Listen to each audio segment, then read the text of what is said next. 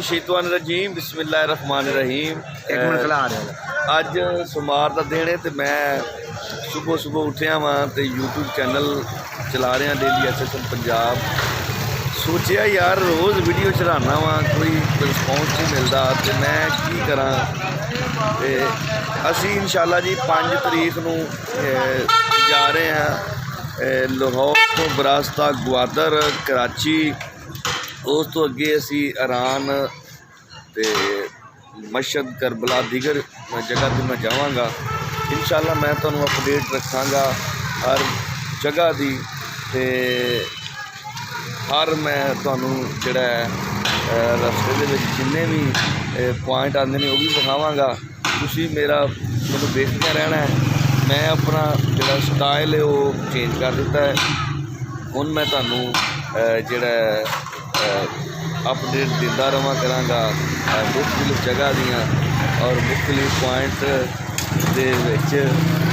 ते ऐ बंदा इहनूं जानो ये है जी नदीम खोखर जिहड़ा कि अल्लाह ने इन्हूं हदायत दी है और माशाअल्लाह ऐसी हदायत दी है कि माशाअल्लाह 5 वक्त का नमाजी बन गया ते गुनाहों तो भी माफ़ी मंग ली और इस लेवल का नेक बंदा हो गया कि मैं सोच नहीं सकता।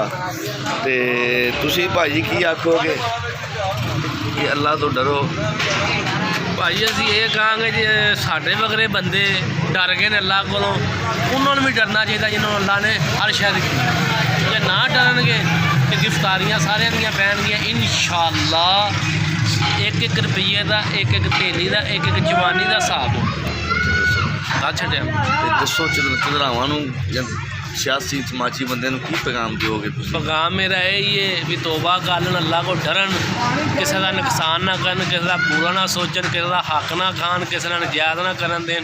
मेरा पैगाम यही है अल्लाह जी। बिल्कुल है नदीम खोखर वो बंदा है जिहड़ा पुज के अगले का जरा ना काम खराब करता सी, लेकिन जो अल्लाह ताला हदायत दवे तो इंसान बदल जाता है।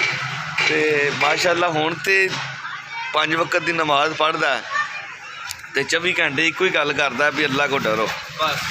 तो कुछ बंदे कुछ कहते हैं कुछ कहते हैं।